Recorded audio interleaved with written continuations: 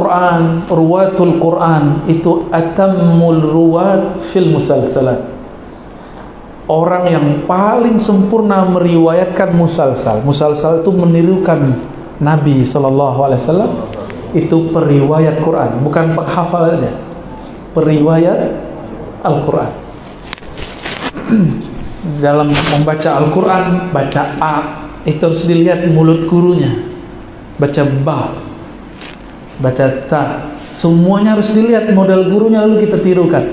Guru itu meniru gurunya, guru kita meniru gurunya, terus mereka meniru Rasulullah Sallallahu Alaihi Wasallam. Siapa yang meniru makharijul huruf gurunya, maka titik-titik saraf yang ada di dalam itu akan menghubungkan dia kepada rasa yang diturunkan kepada Rasulullah Sallallahu Alaihi Wasallam. Kalau kita makan pakai lidah, benar, pakai gigi, bisa nggak makan kalau lagi sariawan? Susah ya. Itulah filosofinya, hikmahnya.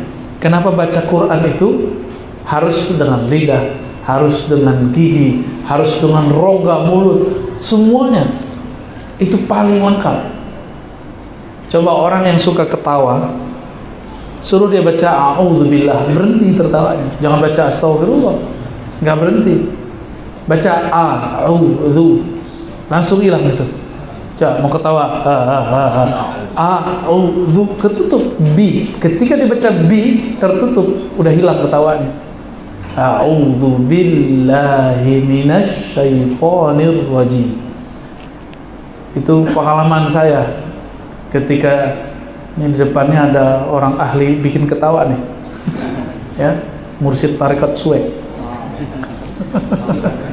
tarekat baru, nggak ada di zaman Rasulullah itu. Dia buat sendiri deh, ya. Itu kalau orang ketawa cukup baca a'udzubillah, nanti hilang. Jadi ketika ujung lidah mengenai bagian mana di dalam, itu ada titik-titik halus di dalamnya. Oleh orang-orang kampung sini dulu, karena disebut kampung apa? Bandar Khalifah. Dulu khalifah Thariqat Naqsyabandiyah. Mereka mengajarkan 7 titik. Titik makharijul huruf lebih banyak daripada titik yang ada dalam thariqah. Maka dalam Tarekat Mu'tabarah, thariqah tertinggi yang nomor pertama adalah Thariqatul Quran. Antum coba lihat sendiri, ya, di Jamaiyah Thariqah Mu'tabarah yang nomor pertama apa? Thariqah Quran. Karena membaca itu ada zauknya. Sayyidina Umar sebelum dia Islam, dia mendengarkan itu dari adiknya. Karena kekuatan ketukan itulah Sayyidina Umar kemudian tersadarkan. Dia mencoba menirukan bacaan adiknya. Wah, ini luar biasa ini, ya.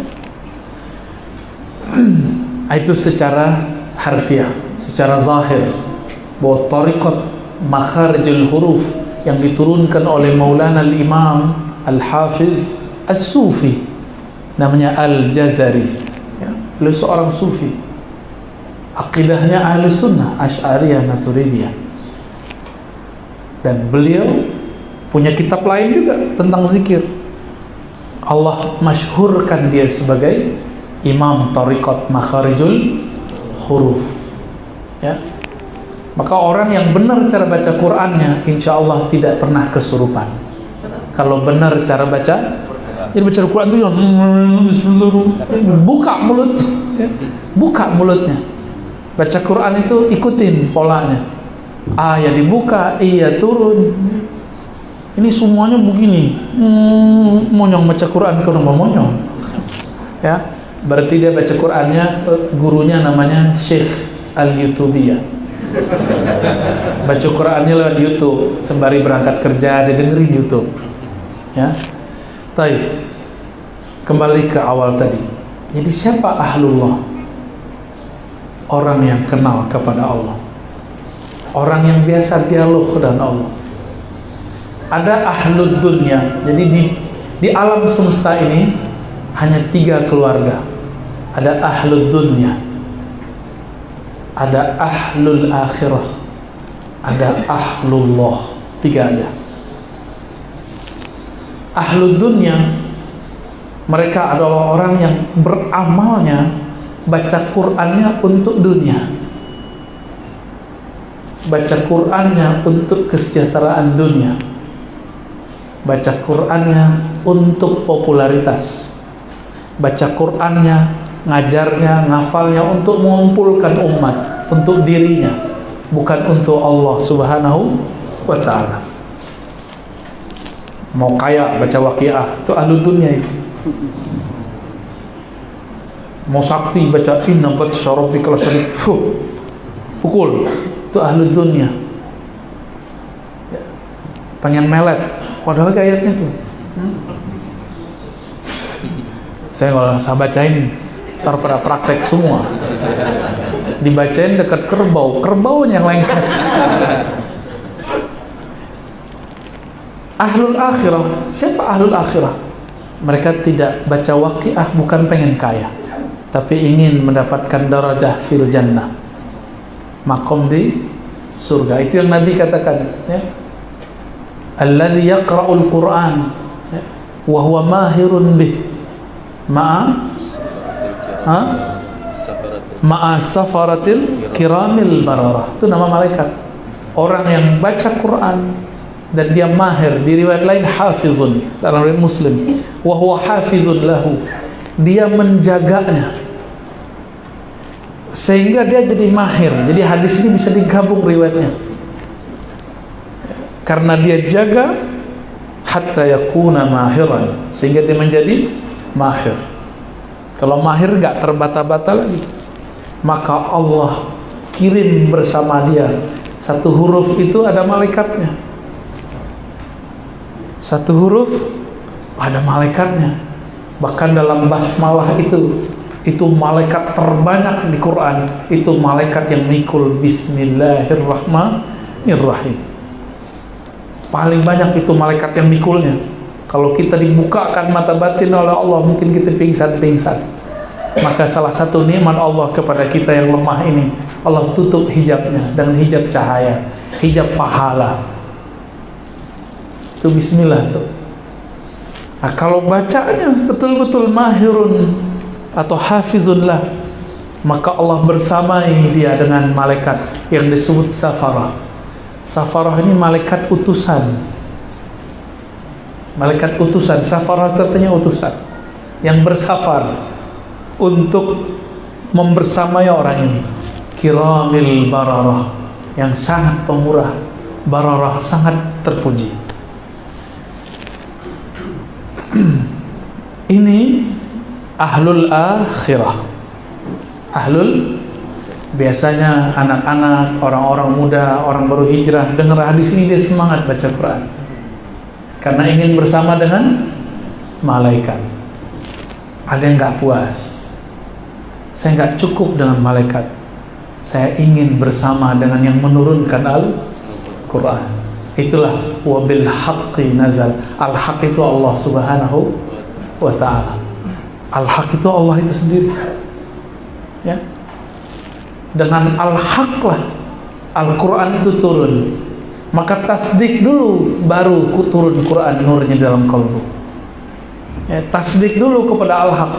Al-haq itu tidak ada miryah wala raib wala syak, tidak ada lagi keraguan di situ. Al-haqqu min rabbika, al-haqqu, al-haq dari Rabbmu, fala takunanna minal mumtarin.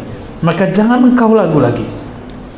Ada sedikit keraguan di Quran, hati-hati, ya. Apalagi yang mengatakan Quran belum sempurna, ya. Dia nggak sempurna, Quran yang dia tuduh. Nah, berdasarkan ini, sahabat-sahabat yang dimuliakan Allah, ada yang ketiga, dia baca Quran bukan karena dunia, bukan ingin sakti, bukan ingin kaya, bukan ingin sekedar surga. Dia ingin berkalam-kalam dengan yang punya surga, bukan sekedar dibebaskan dari neraka, tapi dia ingin bersama dengan yang menciptakan neraka. Itulah ahlullah. Sehingga mereka ada yang berkata, ya Rob, seandainya engkau memasukkan kami dalam neraka-Mu, tidak masalah, yang penting engkau ridho kepada kami. Kalau Allah ridho mungkin gak masuk neraka? Gak mungkin ya. Nah, itulah mereka ahlullah wa khasatuh. Maka mereka ini setiap kali bertemu nama Allah di dalam Al-Quran pasti bergetar. Wajilat qulubuhum, pasti ada getaran di kalbunya. Gak mungkin gak ada getaran di dalam kalbunya. Tapi jika getaran itu sudah kuat, sudah biasa, maka kalbunya akan tenang. Summa talinu juluduhum wa qulubuhum ila dzikrillah. Surat Az-Zumar, ya. Al-Quran yang Allah turunkan itu membuat kita bulu roma kita berdiri, jantung kita berdebar. Tapi kalau sudah dekat, awal-awal ketemu deg-degan, tahu deg-degan, berdesir.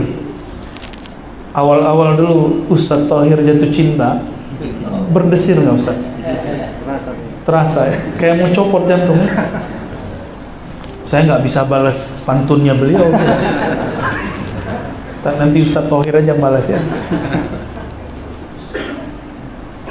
Walaupun lahir di tanah Minang, tapi sudah nggak dapat cara berpantun, ya.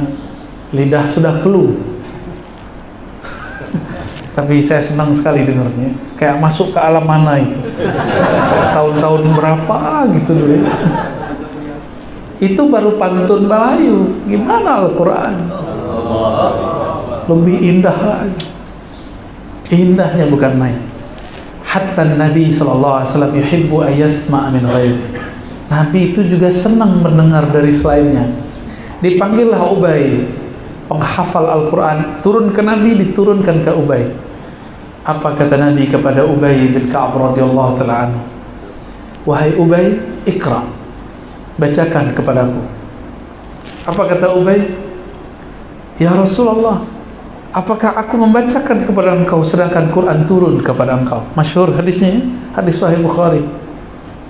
Lalu Nabi mengatakan sallallahu alaihi wasallam, Allah memerintahkanmu untuk membacakannya kepadaku di satu redaksi. Apa kata Ubay? Samani Rabbi, Allah menyebut namaku. Karena Ubay ahlullah, dia kekasih Allah, disebut nama dia oleh kekasihnya, maka dia bergetar. Samani Rabbi, bergetar itu Ubay. Jadi dia bergetar dulu baru bisa baca Quran. Allah menyebut namaku wahai Rasulullah. Nabi mengatakan na'am sallallahu alaihi wasallam. Bayangkan nama kita disebut oleh pemimpin negeri yang adil, disebut oleh pejabat yang amanah. Senang nggak? Kalau sama yang nggak adil kita nggak senang, ya. Kawan saya mantan pejabat, mantan, diundang oleh menteri untuk sholat id di sampingnya. Itu jadi bahan cerita dia. Senangnya bukan main. Aku masih disebut oleh Pak Menteri, Bu Menteri. Itu baru yang nyebut, yang ngundang siapa? Menteri. Bagaimana jika yang menyebut, yang mengundang, yang memerintah langsung pemilik alam semesta ini? Maka Ubay namanya terkenal tidak hanya di bumi, namanya harum sampai ke langit, bahkan sampai ke arasnya Allah Subhanahu wa ta'ala. Maka Nabi hanya seperti Ubay lah yang pantas membacakan Quran ke Nabi sallallahu alaihi wasallam. Maka dibacakan oleh Ubay. Di saat itulah Ubay, ya, membaca di depan Nabi. Itu awalnya, itu disebut rabitah, membaca Quran di hadapan guru, supaya lenyaplah memandang guru. Yang dipandang adalah Sang Maha Guru, Allah Subhanahu wa ta'ala. Itulah yang disebut ahlullah. Jika dia baca Quran seakan-akan dia di hadapan Rasulullah SAW. Tapi kan kita tidak bertemu Rasulullah, maka perlu berguru. Ingat kita baca depan guru, nanti rasa itu akan Allah turunkan, Allah naikkan sampai kepada baginda Rasulullah SAW. Dari Rasulullah lenyaplah semua itu. Wa ma baqiya illallah. Yang tersisa rasa itu, pandang itu hanya Allah Subhanahu wa taala. Baru orang ini yakhiruna sujada, dia dibacakan Quran, dia tersungkur sujud karena saat itu yang terpandang dalam dirinya cuma Allah Subhanahu wa taala. Ya. Maka para asatidz, PR kita masih banyak mau jadi ahlullah. Ya, jangan-jangan kita baca Quran masih karena ada jamaah. Suaranya disudes-sudeskan supaya besok diajak umroh bareng. Ya. Suaranya dimatrut-matrutkan, ntar matrut jadinya. Tahu matrut? Ditolak. Suaranya diafasi-afasikan, ya, misyari-misyarikan. Udahlah, bacalah Quran dengan bahasa kita, dengan suara kita. Suara yang indah itu bukan suara fulan. Sayyidina Abu Bakar As-Siddiq disebut oleh Rasulullah, suruh dia jadi Quran, jadi imam salat baca Quran. Sayyidina Abu Bakar, apakah dia aqra dalam artian ahsanuhum sautan? La. Apakah dia orang yang paling bagus suaranya? Tidak. Tapi kok disuruh Abu Bakar jadi imam? Karena setiap kali dia baca bismillah, dia bergetar takut merasa hadir yang punya nama. Dengan nama Allah, nama tidak pernah pisah dari yang punya nama. Itulah rasa yang muncul pada Sayyidina Abu Bakar. Maka baru dia takbir Allahu Akbar, suaranya langsung hilang. Takbir naik, salat sempurna. Wusul dia kepada Allah Subhanahu wa taala. Maka dia baca Quran, suaranya seperti orang nangis, terisak-isak. Awal saya dulu selesai suluk 40 hari, saya baca Al-Fatihah, baru bismillah saya nggak sanggup. Baru paham, oh ini baru secercah, setitik rasa Abu Bakar As-Siddiq radhiyallahu taala anhu. Kita mau pindah ke Ar-Rahman, itu sudah nggak sanggup. Betapa besar dan beratnya nama itu. Oh, sekarang orang jadikan untuk musabaqah, boleh, tapi niatnya harus benar. Malah dijadikan bahan berdebat. Itu orang yang berdebat dengan ini nggak mengerti rahasia asma-asma di dalamnya. Maka PR kita banyak, Bu, ya, para asatidz, supaya menjadi ahlullah, ya. Jadi oleh-olehnya 3 itu: ahlul dunya, ahlul akhirah, ahlullah. Kita ahlu Quran yang mana? Quran yang ahlu dunia, orang baca Quran yang dia ahlul akhirah, suka cari-cari pahala, atau ahlullah, ya. Tinggal dipilih, mau dapat dunia dengan Quran, mau dapat surga dengan Quran, atau ingin bersama yang punya surga dengan Al-Quran. Semoga kita dihantar kepada yang ketiga. Itulah ahlullah wa khasah, ya. كيف يكفي؟ إن شاء الله في أسئلة؟ ما شاء الله. طيب تفضل استفسارات تفضل. نعم. Mungkin ada yang mau tanya, silakan. Ya, silakan mungkin Bapak Ustaz yang di depan dulu kita utamakan, ya. Antum kita pilih, akan sampai 10.30 ya. Bismillahirrahmanirrahim. Assalamualaikum warahmatullahi wabarakatuh. Assalamualaikum. Ada satu hal yang ingin saya tanyakan, Ustaz, dan banyak dipertanyakan oleh umat juga. Rasulullah Isra Mi'raj membawa risalah sholat, dan dipertanyakan masyarakat bagaimana sholat Rasul sebelum Isra Mi'raj, berapa waktu sebelumnya. Kemudian yang kedua, pada surah Al-Fil itu ada namanya burung ababil. Ketika burung itu memegang atau menggenggam batu sijil, pertanyaannya, dari manakah asal burung tersebut? Apakah burung dunia atau burung akhirat? Karena logikanya menjatuhkan batu sijil itu tembus sampai ke pasukan Abraham. Ini suatu pertanyaan yang mungkin yang di luar pemikiran kita, tapi mudah-mudahan ingin penjelasan. Terima kasih. Assalamualaikum warahmatullahi wabarakatuh. Waalaikumsalam. Saya kira dijawab Buya dulu, ya, kalau ada waktu. Saya jawab yang pertama aja. Jadi jatahnya satu pertanyaan. Bagaimana cara sholat baginda Rasulullah SAW sebelum Isra Mi'raj? Rasulullah itu sudah kenal Allah sebelum alam ini ada. Dalam hadis Imam Tirmizi, beliau ditanya, Abu Hurairah mengatakan, qalu mata wajabat lakan nubuwah. Hadis Tirmizi, hadis sahih. Wahai Rasulullah, kapan engkau ditetapkan jadi nabi? Nubuwah itu al-ilmu billah, pengetahuan tentang Allah. Lalu Nabi mengatakan, Adam baina ma'in wa tin. Adam belum dicipta, masih tanah. Aku sudah diangkat jadi nabi. Sudah sholat beliau. Tapi sholat di alam, di masa-masa sebelum alam ini ada, sholat alam ruh, sholat azaliyah, itu berbeda dengan sholat yang ada sekarang. Cuma intinya sama. Ya. Nah, ini mau yang mana nih? Panjang itu. Ada sholat azaliyah, ada sholat ruhiyah, ada sholat dijamin, ada sholat ketika baru lahir.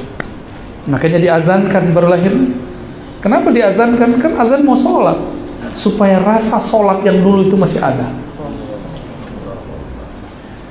Fassalatu silatun. Sholat itu silah, silatul abdi wa rabbi, hubungannya dengan Allah subhanahu wa ta'ala. Maka bertanya Abu Darda, bagaimana engkau tahu? Kaifa tadri? Ya, atau ma sya'nuka ya Nabi? Bagaimana sebenarnya keadaan engkau tahu jadi Nabi? Beliau menjawab, waktu kecil dadaku dibedah. Di saat itulah aku sadar. Jadi anak kecil kan sadarnya saat itu, umur 5 tahun, 7 tahun. Beliau sadar dirinya Nabi. Itu beliau sudah sholat setiap nafasnya. Maka sholatnya Nabi sebelum jadi dapat wahyu Quran pertama, itu sholatnya sholat nafasnya. Nafas beliau sudah ingat Allah. Kan aqimis sholata lidzikri, surat Thaha. Ya, dirikan sholat untuk mengingatku. Beliau mengingat Allah di setiap nafasnya. Itulah sholat beliau sebelum diturunkan wahyu Quran. Diturunkan Quran, maka turunlah surat Al-Muzammil, Qumil laila illa qalila. Zahir yang didapat oleh orang ahli sanad Quran, Sayyidina Nabi SAW berguru kepada Sayyidina Jibril. Ya, nggak salah. Jibril nganter Nabi sampai ke langit ke-7, sampai ke Lauh Mahfuz. Bisa nggak tembus sampai kepada Aras? Jadi siapa yang jadi guru? Sayyidina Nabi atau Sayyidina Jibril? Siapa guru sebenarnya? Maka dalam sanad saya hilangkan nama Sayyidina Jibril kecuali sebagai fasilitator. Ya, anin Nabi anillah. Ya, ini revisi sanad di zaman ini. Ane mau tanya lagi sama antum. Sayyidina Jibril disebut sebagai guru Nabi Muhammad SAW. Oke, tapi dia tidak diizinkan menyentuh ke batas-batas aras. Hanya Rasulullah yang diizinkan. Dan Rasulullah kan bermunajat, sholat di atas aras. Jadi aras itu adalah masjid terbesar. Maka disebut Ar-Rahman alal arsyis tawa. Disebutlah Baitur Rahman. Disitulah Rasulullah SAW bersujud kepada Allah Subhanahu Wa Taala. Jangan dikira ketemu Allah itu begini, ketemu kayak antum ketemu aneh sekarang, enggak. Itu sujud ketemunya. Rasulullah sujud di dunia ketemu Allah, di bumi, sujud di langit ketemu Allah, sujud di aras ketemu Allah. Maka pertemuan aras, pertemuan bumi, bedanya cuma beda manzilah. Bukan berarti Allah tinggal di aras. Ya. Allah sudah ada sebelum aras dicipta. Sebelum aras dicipta disebut al-ma, disebut ama, debu. Debu apa? Wallahu a'lam, itu rahasia Allah Subhanahu wa ta'ala. Ya, oh panjang itu ilmu ma'rifatullah itu Buya ya. Antum Buya juga kayaknya. Ya, yang kedua rahasia belum boleh dibuka. Ya, tentang burung ababil. Ya, jangan diakal-akalin. Ya, itu cakramnya dia, itu rahasia Allah itu. Kok menggang nggak kebakar ya? Antum megang rokok aja bakar. Ya, fadhal. Baik, satu orang lagi mungkin. Satu orang lagi ya. Satu orang ya.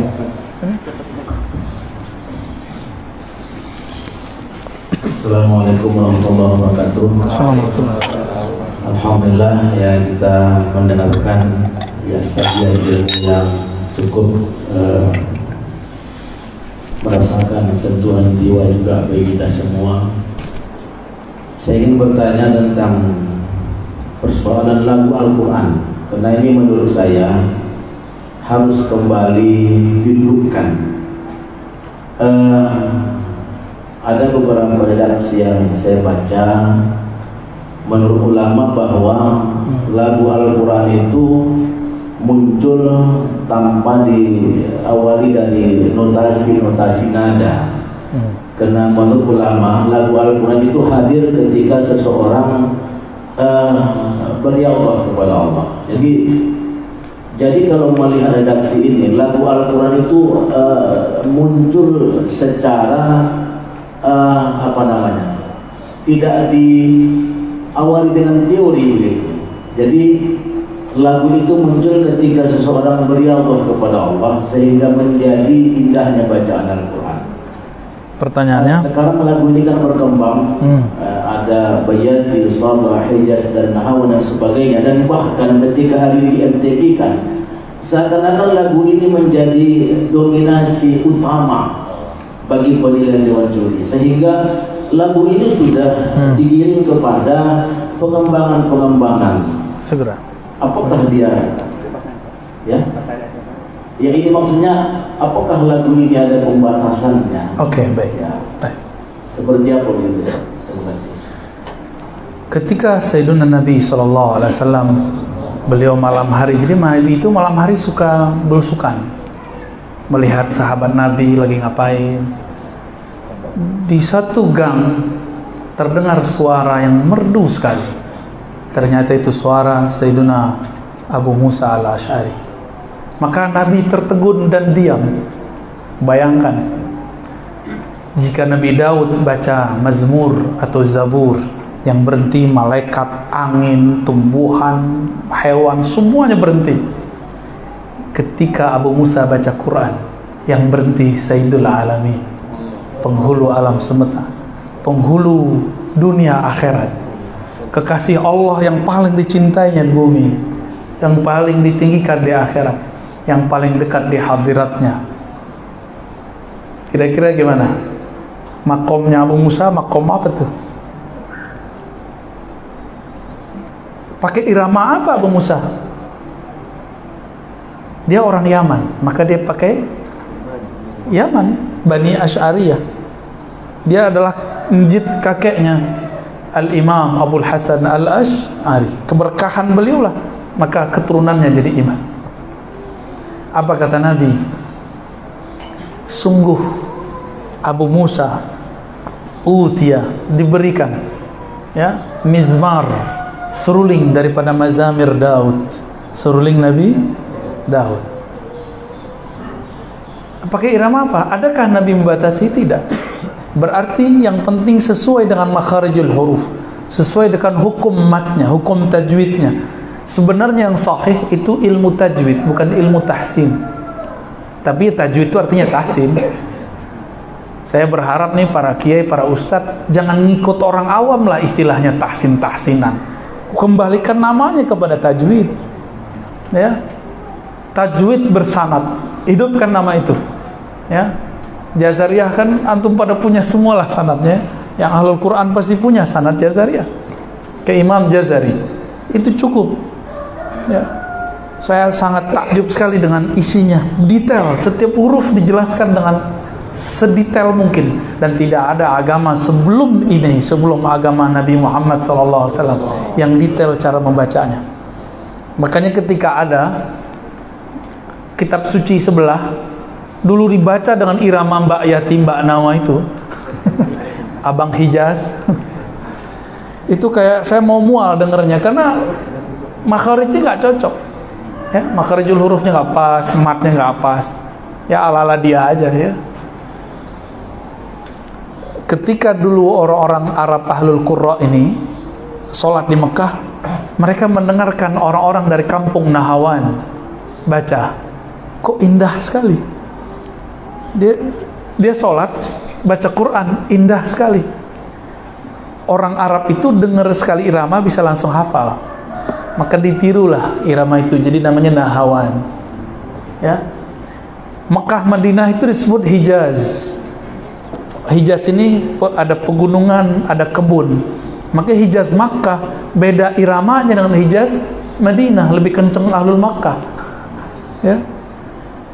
Maka orang Mekah kalau ceramah, orang Hijaz tuh kalau ceramah itu bisa bikin kita tidur. Suaranya tuh enak, masuknya ke dalam alam memori kita. Ya. Enak mereka kalau baca. Begitulah terus. Itu semua diambil dari ulama-ulama Qurra yang mereka datang dari kampung mana, bawa irama sendiri. Orang kampung Bandar Khalifah kali punya irama sendiri. Kalau di kampung saya irama saluang. Iya. Itu guru-guru tua dulu baca Qur'annya kayak seperti dengerin saluang. Ternyata saluang itu bukan dari sini juga, ada juga di Turki, ada juga di Persia, ada juga di tanah Arab sana. Ada Syekh Sa'ad Al-Ghamidi, tahu ya? Saya waktu puter itu di rumah dulu masih mengharamkan musik, jadi cuma ada Quran, nggak ada nasyid, nggak ada. Bapak saya bilang, itu suara kok kayak kakek ente dulu baca, katanya. Jadi dulu saat Al-Ghamidi baca Quran, itu ternyata irama orang kampung dia. Dulu orang-orang kita kalau pulang dari Mekah, baca Qurannya mirip dengan Sa'ad Al-Ghamidi.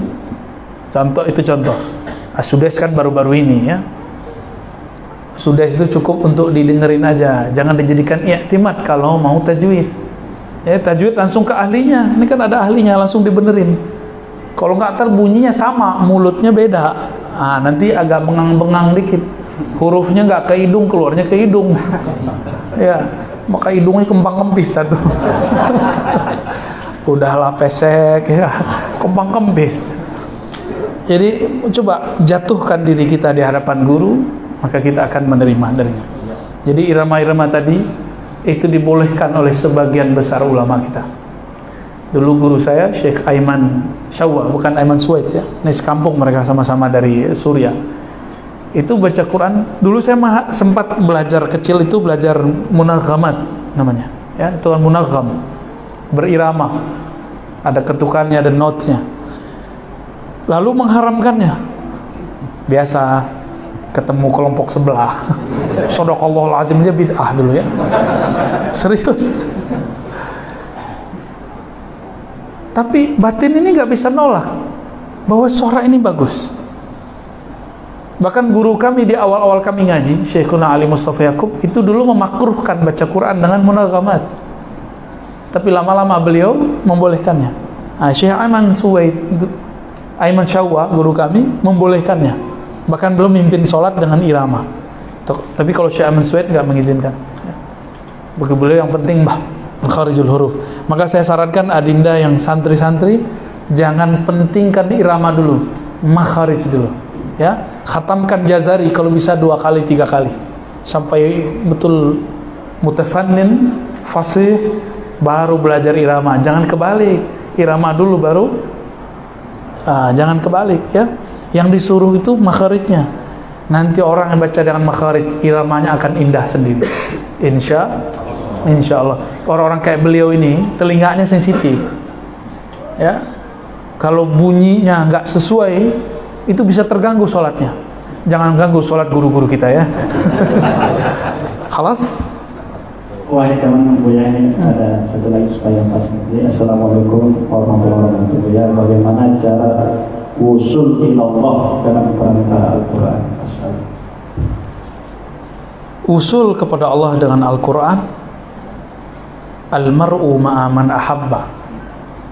Seseorang akan ma'iyah, muraqabah ma'iyah namanya, akan selalu bersama dengan yang dia cintai. Cinta Quran enggak? Cinta. Tapi kok dengerin popnya lebih sering? Ya. Cinta Quran. Pagi tadi baca nggak?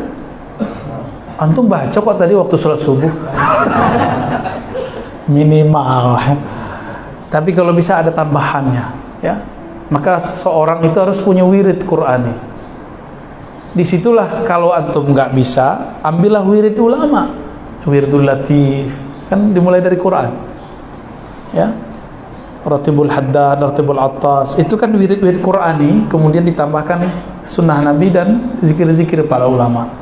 Itu cara untuk memagar diri dengan Quran, ya. Jadi cintai Quran, bawa dia kemana-mana, ya. Itu satu. Yang kedua, kenapa baca Quran tidak terasa usul padahal sering khatam? Karena antum membacanya dengan nafsu. Nafsu pengen dapat pahala. Satu huruf 50 pahala. Berarti baca Quran masih bersyarat. Orang cinta tiada syarat, ya. Orang yang sudah cinta nggak ada syarat sama dia. Yang penting aku bisa baca Quran. Quran itu law anzalna hadzal Quran ala jabalin la ra'aitahu khashi'an mutasaddian. Itu gunung apa namanya kalau di kita yang lagi meledak di sini? Juga di sini, yang di sini. Sinabung. Sinabung itu bersambung-sambung terus dia meledaknya. Ya. Tapi sekarang yang kasihan Semeru lebih ini. Diturunkan Al-Quran kepada gunung, itu dia bergetar. Dia akan tunduk, bahkan hancur, bisa jadi longsor. Antum nggak lebih kuat daripada gunung, ya kan? Tolonglah ya begini wajahnya. Ya, baru ngaji 1 jam udah lemas. Ya. Itu diturunkan kepada kita. Loh, kenapa? Ternyata Al-Quran itu cocok kepada orang yang elastis kolbunya. Maka kolbu itu disebut kolbu karena dia bisa berubah-ubah. Dia layyin, bisa dibentuk kolbu itu. Kalau kolbu sudah kasat, qulubuhum, sudah kesat kolbunya, sudah kasar, gak bisa lagi dibentuk. Gunung udah gak bisa dibentuk, begitu aja dia, ya. Alam semesta ini udah gak bisa diapa-apain. Dia sudah begitu dari sana, syakalnya, surahnya. Maka Allah pilih manusia yang bisa berkembang, ruhnya, kolbunya. Jadi bacalah Quran dengan kolbu, karena dia turun kepada fuad, ke dalam kolbumu. Maka bergurulah kepada ahlu kolbu, ambillah ilmu dari ahli fuad, maka mereka akan menghantarkan kita kepada muqallibul qulub, yang membolak-balik hati. Jadi sedekat apa Quran kita dengan Allah, sedekat kolbu dengan yang menggerakkan kolbu. Bacalah dengan kolbu, antum langsung usul kepada Allah Subhanahu wa ta'ala. Demikian ya, semoga bermanfaat. Mari kita tutup dengan doa. Astaghfirullahaladzim, astaghfirullahaladzim. Allahumma ya munazzil al-Quran, salli ala Sayyidina Muhammad al-munazzal alaihi al-Quran. Ya Allah yang menurunkan kalam-kalam muliamu Al-Quran kepada Nabi paling muliamu, hamba paling terhormatmu, Nabi Muhammad sallallahu alaihi wasallam. Ampunkan dosa kami, ampunkan salah kami, ampunkan adab kami yang kurang sempurna, yang tidak bagus dalam baca Quran. Maafkan kami yang masih meletakkan Quran-Mu di lantai. Maafkan kami yang masih mendiamkan Quran-Mu di dalam lemari, yang hanya menjadikan Quran sebagai penghias-penghias rumah. Allahumma ya Rahman ya Rahim ya Karim ya Azim, ya Ghafur ya Ghaffar, ya Karim ya Karim. Ya Allah yang Maha Pemurah ya Karim, kami ini ya Allah banyak bermaksiat kepada Engkau. Kami ini banyak salah kepada Engkau, banyak durhaka kepada Engkau. Tapi ya Allah, Engkau tetap jadikan kami sebagai umat Nabi Muhammad sallallahu alaihi wasallam. Engkau masih izinkan kami berkumpul mendengarkan kalam-kalam. Engkau masih izinkan telinga yang sering mendengarkan kalam-kalam yang jorok, otak kami yang sering menyimpan memori-memori yang kotor, lidah kami yang sering berkata kasar dan sangat tidak mulia, masih Engkau izinkan melafazkan kalam-kalam. Ya Rabb, ya Muqallibal Qulub, wahai yang membolak-balik hati, tetapkan hati kami untuk cinta kepada Engkau dengan Quran. Ya Rabb, ya muqallibal Quran, ya muqallibal qulub, tsabbit qulubana bil Quran. Ya Rabb, ya munazzilal Quran ilal fuad, imla qulubana bil Quran, imla fuadana bihikamil Quran. Ya Allah, penuhi qalbu kami dengan cahaya Quran, penuhi fuad kami dengan cahaya hikmah Quran, penuhi lub kami dengan nur-nur Quran. Ya Allah, jika Engkau panjangkan umur kami, jadikan kami sebagai ahlullah, keluarga Engkau ya Allah, wa khasatullah.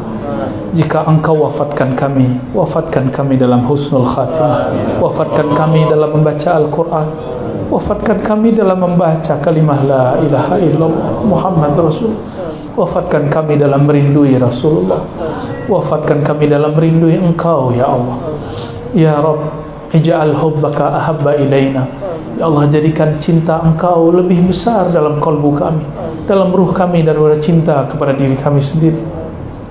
Bahkan lebih besar daripada cinta kami kepada semuanya, anak istri kami, harta kami, dan semuanya ya Rabb. Allahumma ja'alna min ahlil Quran, waja'al ahlana wa dhurriyyatina wal hadirin min ahlil Quran. Ya Allah, jadikan kami, keluarga kami, anak keturunan kami, semua yang hadir siang ini ya Allah, min ahlil Quran, keluarga pencinta Al-Quran. Allahumma rabbana atina fid dunya hasanah wa fil akhirati hasanah wa qina adzaban nar wa akhtim lana bi husnil Quran wa sallallahu ala sayyidina Muhammad walhamdulillahi rabbil alamin. Mohon maaf, tidak usah salaman ya, kita salaman